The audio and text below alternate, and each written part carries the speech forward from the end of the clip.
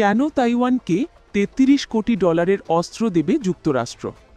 তাইওয়ানের কাছে $33 কোটি অস্ত্র বিক্রির প্রাথমিক অনুমোদন দিয়েছে যুক্তরাষ্ট্র। তাইওয়ান নিয়ে চীন ও জাপানের মধ্যে উত্তেজনার মধ্যে এই অনুমোদন দিল প্রেসিডেন্ট ডোনাল্ড ট্রাম্পের প্রশাসন।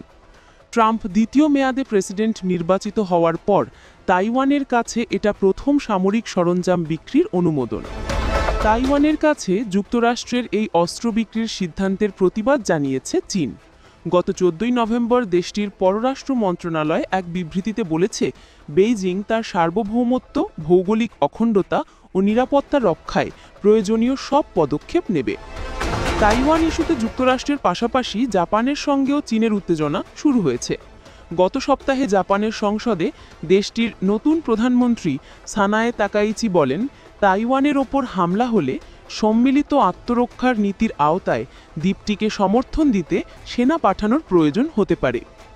জাপানের প্রধানমন্ত্রী বলেন, তাইওয়ানে জরুরি অবস্থা তৈরি হলে, বিশেষ করে যদি সেখানে বলপ্রয়োগ হয় এবং তা জাপানের অস্তিত্বের জন্য হুমকি হয়ে দাঁড়ায়, তাহলে জাপান আত্মরক্ষার জন্য তার বাহিনী মোতায়েন করতে পারে।